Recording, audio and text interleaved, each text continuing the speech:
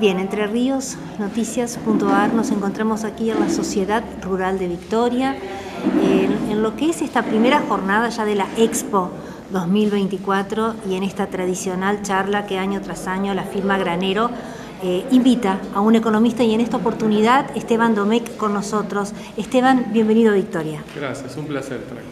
Bien, Esteban, estamos a un par de meses ya de cumplirse el primer año de esta gestión. ¿Qué lectura haces desde tu expertise, desde la economía, en estos primeros 11 meses, 10, 11 meses que llevamos? Bueno, claramente estamos en una situación compleja. Para mí el año 2024 es un año de transición macroeconómica. Yo hablo, es una especie de puente que Argentina se lanza a cruzar en el marco de un nuevo gobierno y de un intento de estabilización muy complejo, con una economía que tenía muchos desequilibrios, que era muy inflacionaria.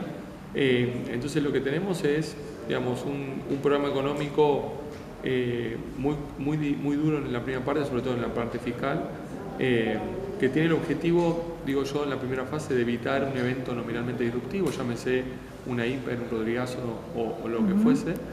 En ese sentido podemos decir, bueno, hay cierto éxito, se ha evitado el escenario negativo, y ahora lo que necesitamos es, después de esa inflación que de 12% pasa al 25% y ahora bajó al 4%, yo creo que ahora está la segunda parte, o el segundo desafío de todo este proceso, que la inflación de 4% mensual se tiene que ir a 0%, y yo creo que esto es lo que está faltando para terminar de estabilizar la economía argentina. Cuando hablas de ese punto inflacionario, digo, ¿cómo lo pones en una sociedad? Y ya vamos al ámbito social, porque recién hiciste hincapié en lo que es lo fiscal. Bueno, ¿cómo ponemos ese punto inflacionario en lo social, en el día a día? Bueno, claramente, digamos, creo que uno de los grandes desafíos tiene que ver, obviamente, con el tema social, que ha evidenciado un enorme deterioro, no solo en los últimos años, sino en las últimas décadas.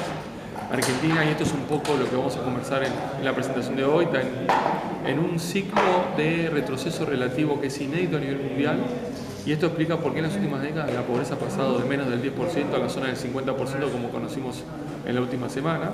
Y yo creo que en ese sentido se han ido acumulando capas y capas y capas de problemas económicos, y claramente en la primera parte de este gobierno el sinceramiento de la economía, la corrección de los principales desequilibrios en una fase cuando hay que empezar a sincerar el tipo de cambio, las tarifas de servicios públicos y demás, generan un daño adicional, sobre todo en los ingresos y el poder adquisitivo de la gente, y eso genera obviamente un empeoramiento de todos los indicadores socioeconómicos.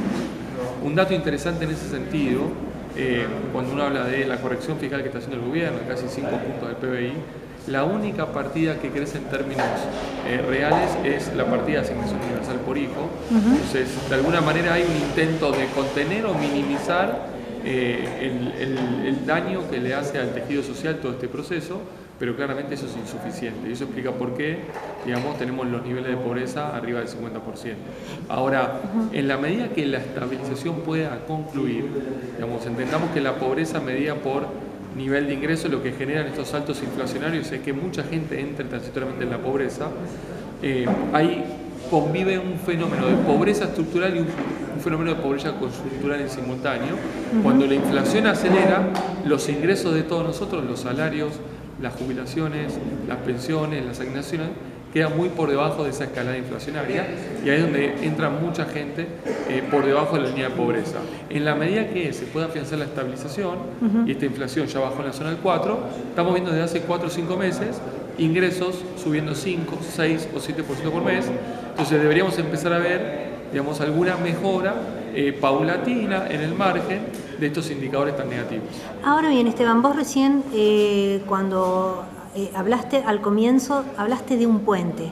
Cuando vos me das esa figura, obviamente yo lo relaciono con una palabra proceso. Digo, todo tiene un proceso, y en la economía obviamente.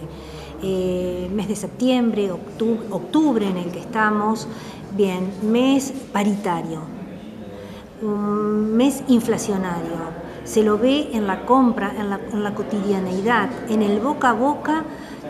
Digo, yo escucho tu relato, pero también en el boca a boca hay como un descontento del común denominador de la gente. ¿Cómo nos ubicamos en ese puente que vos decís? Porque ese puente, me llevaría a la economía del conocimiento, me llevaría a muchas cosas interesantes. como sociedad, pero que cuesta llegar. Efectivamente, como bien decís, el puente es un proceso de transición, es una transición. ¿Qué tiene que conectar? Una economía, yo digo que era como un Titanic hundiéndose, pero no digo del año pasado, de años, años y décadas. Hay un deterioro macroeconómico muy evidente y eso hay que normalizar, arreglar para tener una economía estabilizada, sin inflación, que pueda tener crecimiento económico, que pueda generar empleo, productividad y que de alguna manera empiece a mejorar las condiciones. Este es el desafío del puente. Y en ese puente, como bien mencionás, digamos, producto de toda esta situación y del arrastre de problemas, conviven, por un lado, si querés, bolsillo flaco, el poder adquisitivo está muy abajo y eso genera mucha frustración, eso es producto de la recesión y esta caída de los ingresos reales, y también paradójicamente todavía convive con cierta imagen positiva del gobierno a pesar de que hay un proceso de erosión de capital político, los niveles de aprobación siguen relativamente altos. Entonces, ahí lo que está conviviendo, y creo que esto también es inédito, es por un lado hay mucha sensación de frustración, y esto de vuelta es producto de la relación, pero del otro lado también hay bastante ilusión y bastante esperanza, que obviamente esa esperanza es finita, y atrás de esta dicotomía, yo digo, esto es algo inédito, lo voy a conversar hoy también en la exposición, se disoció el bolsillo del corazón, y esto lo que te da es una oportunidad de terminar de cruzar este puente, porque tolerancia a atravesar procesos de corrección como este que estamos viendo nunca hemos tenido. Y hoy pareciera ser que hay cierta conciencia social en la cual, a pesar de estar en una situación muy difícil, mucha gente, agarrado de esta ilusión o esperanza de efectivamente terminar de corregir los problemas, da una oportunidad de que podamos atravesar todo este proceso, de cruzar el puente, pero claramente también esa recesión, esa frustración con esa ilusión convive también con mucha ansiedad. Entonces la paciencia es finita y de alguna manera la sociedad, el gobierno, los empresarios, estamos todos ansiosos. Y acá yo creo que es importante bajar un mensaje. Yo no veo salidas rápidas, yo no veo salidas fáciles, yo no veo salidas sin costos. Entonces hay que entender que nosotros tenemos que arreglar de una buena vez por toda esta economía. Y para arreglar eso no hay magia. Va a ser un proceso largo. Ahora, en ese proceso largo, el diagnóstico tiene que ser el correcto, el norte tiene que ser el correcto, el programa tiene que estar bien diseñado, bien ejecutado, bien instrumentado. Entonces, claramente la sociedad tiene que exigir que se haga lo que hay que hacer y que se haga bien. Y también tiene que haber contención. Y hay que minimizar, por un lado, el costo que genera todo esto, pero de alguna manera también contener socialmente, porque es una situación muy difícil para mucha gente. ¿Cuánto crees que puede llevar, qué tiempo más puede llevar todo ese panorama que nos presenta el presidente? Bueno, la pregunta es ¿cuándo vamos a resolver el problema de la inflación? ¿Cuándo vamos a poder cruzar el puente que estamos hablando de ya tenemos una economía estabilizada? Desde mi punto de vista no falta mucho, no estamos hablando de 2, 3, 4 años. Para mí faltan meses. Hay algunas dudas en torno al programa económico y sobre todo en torno al esquema cambiario, y yo creo que ahí hay alguna discusión técnica de cómo termina esta inflación de llegar del 4% a la zona del 0 o 1% mensual, que ese es el gran objetivo. El primer paso para empezar a reducir los niveles de pobreza y mejorar las condiciones de vida de la gente es eliminar la inflación, sin lugar a dudas. Entonces, ahora, en ese proceso, el gobierno se imagina un proceso lineal en el cual la brecha cambiaria va a comprimir, la inflación va a colapsar, después van a ir bajando la tasa de evaluación y tal vez en 4, 5, 6, 7 meses la inflación ya esté en la zona del 1% por mes. Eso en un proceso homogéneo y lineal.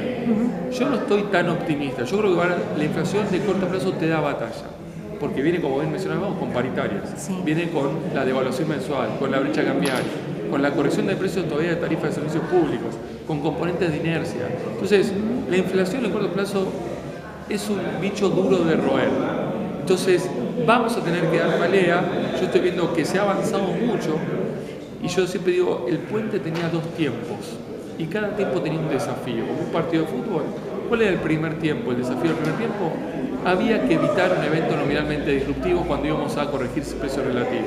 En el momento que se empieza a sincerar el dólar, el combustible, los servicios públicos, la inflación iba a acelerar. Y en ese momento había que contenerla. Y eso se logró. Entonces, el primer tiempo se ganó 1-0. Bueno, la inflación de 12 sube a 25, 25 a 4.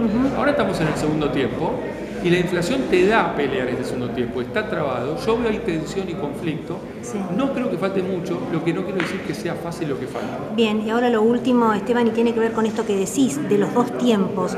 Vos presentás un escenario, un primer y un segundo tiempo. El primer tiempo, si vamos la economía y la política de la mano, hubo una ley bases que en el mes de enero dijo no. Digo, ese primer tiempo y ese puente pensado en ese momento cayó, no pudo ser. Es decir, donde ahí la convivencia entre la economía y la política es otro escenario.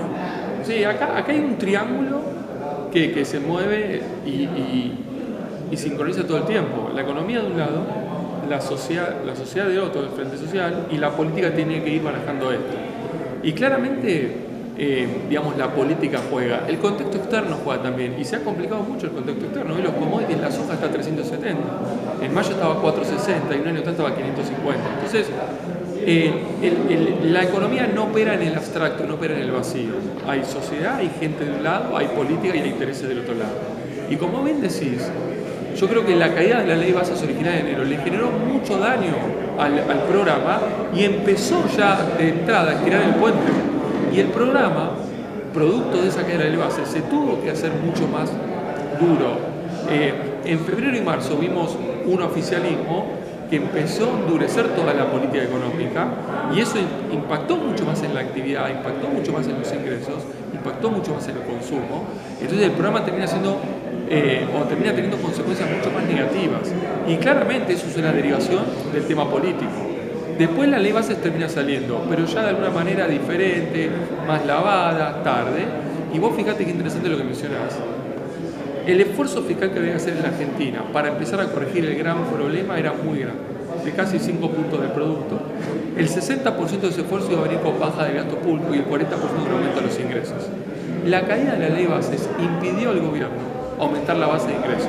Entonces todo el esfuerzo fiscal para lograr tener superávit y cerrar el déficit vino por el lado del gasto público. Entonces todas las partidas, obra pública, transferencias a provincias, subsidios económicos, gasto previsional, jubilaciones, universidades, todas tuvieron que tener mucho más recorte para poder cerrar el agujero y evitar ese evento nominalmente disruptivo.